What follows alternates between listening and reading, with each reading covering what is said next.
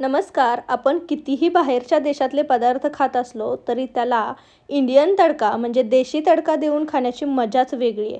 मग ते चायनीज असो किंवा इटालियन असो. तर आज आपण अशीच एक इटालियन पास्त्याची रेसिपी देशी तडका देऊन कशी लागते ते पाहणार आहोत. खूप मस्त लागते, चमचमीत लागते आणि पास्ता देशी तडक्याने खाण्याची मजाच काय वेगळी आहे. तर आज आपण अशीच रेसिपी पाहणार आहोत. वेळ न घालवता चला तर पास्ता बनवण्यासाठी इथे मी एका भांड्यामध्ये पाणी गरम करायला ठेवलेलं आहे. आधी आपण पास्ता शिजवून घेणार आहोत. तर पाणी साधारण मी इथे 2 ग्लासभर भरून ठेवलेलं आहे. तर यामध्ये मी चवीनुसार थोडंसं मीठ घालते आहे. आता मीठ घातल्यानंतर इथे मी 1 वाटी भरून मॅक्रोनी पास्ता घालते आहे. तुमच्याकडे जो कोणता पास्ता अवेलेबल असेल तो घातला तरीही चालेल. आता हा पास्ता आपण छान या गरम पाण्यामध्ये शिजवून घेणार आहोत. तर लो गॅसवरती हा मी गरम पाण्यामध्ये शिजवून घेणार आहे. त्यासाठी मी थोडंसं पाणी आधी उकळून घेतलेलं होतं. साधारण 7 ते 8 मिनिटांमध्ये हे पाणी उकळायला लागतं आणि हा पास्ता शिजून तयार होतो. आता तुम्ही कोणताही पास्ता घेऊ शकता. या जागी तुम्ही चायनीजच्या नूडल्स घेतल्या तरीही ही रेसिपी तुम्ही सेम पद्धतीनं बनवू शकता. तर तुम्ही पाहू शकता की साधारण 7 ते 8 मिनिटांमध्ये पास्त्याची साईज आपली थोडीशी वाढलेली आहे आणि हा मस्त शिजला गेलेला आहे. आपण चाकूने कट करून बघतोय तर हा पटकन कट होतोय, म्हणजे हा व्यवस्थित शिजला आहे. आता हा आपण गार करण्यासाठी ठेवणार आहोत आणि एका चाळणीमध्ये गाळून घेणार आहोत. आता जोपर्यंत पास्ता गार होतोय तोपर्यंत आपण इथे देशी तडक्याची तयारी करूयात. तर एका कढईमध्ये मी एक बटरचा पीस टाकलेला आहे. बटर छान आपण विरघळून घेणार आहोत. बटर विरघळायला लागलं की आपण यामध्ये लसणाच्या पाकळ्या मी छान बारीक करून घेतलेल्या होत्या त्या घालणार आहोत. आपण आधी गार्लिकचा तडका देणार आहोत, त्यामुळे या लसणाच्या पाकळ्या 1 मिनिटभर आपण या बटरमध्ये छान शेकून घेणार आहोत, छान परतून घेणार आहोत. 1 मिनिटभर परतल्यानंतर यामध्ये मी एक छोटा बारीक कांदा चिरून घेतलेला होता तो घालणार आहे आणि कांदा आपल्याला 1-2 मिनिट छान परतून घ्यायचा आहे. हा थोडासा मऊसूत झाला की आपण पुढची प्रोसेस करणार आहोत. तर 1-2 मिनिटांमध्येच कांद्याचा कलर छान चेंज व्हायला लागतो, तुम्ही पाहू शकता. आता यामध्ये आपण टोमॅटो घालणार आहोत. तर अर्धा टोमॅटो छान बारीक चिरून घेतलेला आहे तो यामध्ये घालायचा आहे. टोमॅटो आपल्याला थोडासा शिजवून घ्यायचा आहे. तर टोमॅटो शिजायलाही वेळ लागत नाही. 2 ते 3 मिनिटांमध्ये टोमॅटो व्यवस्थित शिजला जातो. तर 1-2 मिनिटं आपण हा व्यवस्थित परतून घ्यायचा. तुम्ही पाहू शकता टोमॅटो छान मऊसूद व्हायला लागलेला आहे. टोमॅटो व्यवस्थित मऊसूद झाला की यामध्ये मी आता इथे शिमला मिरच अर्धी चिरून घेतली आहे ती घालणार आहे. आता शिमला मिरच बरोबर तुम्हाला गाजर आवडत असेल किंवा तुमच्याकडे स्वीटकॉर्न असतील, मटार असतील तर ते घातले तरीही चालतील. आवडीनुसार तुम्ही भाज्या कमी जास्त करू शकता. तर 1-2 मिनिट हे पण मी परतून घेतलेलं आहे. याचा क्रंचीनेस थोडासा राहिला पाहिजे.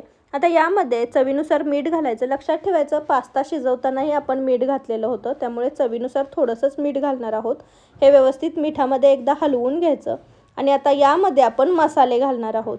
तर देशी तडका म्हणजे काय की देशी मसाले घालणार आहोत. इथे मी 1 चमचा काश्मीरी लाल मिर्च पावडर घातली आहे, थोडीशी जिरेपूड, थोडीशी धनेपूड आणि अगदी थोडासा गरम मसाला घातला आहे. आता याजोगी तुम्ही मॅगीचा मसाला असेल तर तो मॅगीचा मसाला घातला तर त्याने अजून चव एनहान्स होते. तर मस्त यामध्ये हे मसाले घालून हे मसाले आपण 1 मिनिटभर या बटरवरती छान परतून घेणार आहोत. तर 1 मिनिटभर यामध्ये परतले की यामध्ये मी दूध घालणार आहे. तर दुधाच्या ऐवजी तुम्ही पाण्याचा वापर केला तरीही चालेल. दुधामुळे याला छान असं क्रीमीचं टेक्स्चर येतं, त्यामुळे मी इथे दुधाचा वापर केला आहे. आता दूध आपण या भाज्यांमध्ये थोडंसं उकळून देणार आहोत. 1-2 मिनिट हे आपण उकळून घेणार आहोत. कढई गरम होती त्यामुळे दूध उकळायला जास्त वेळ लागत नाहीत.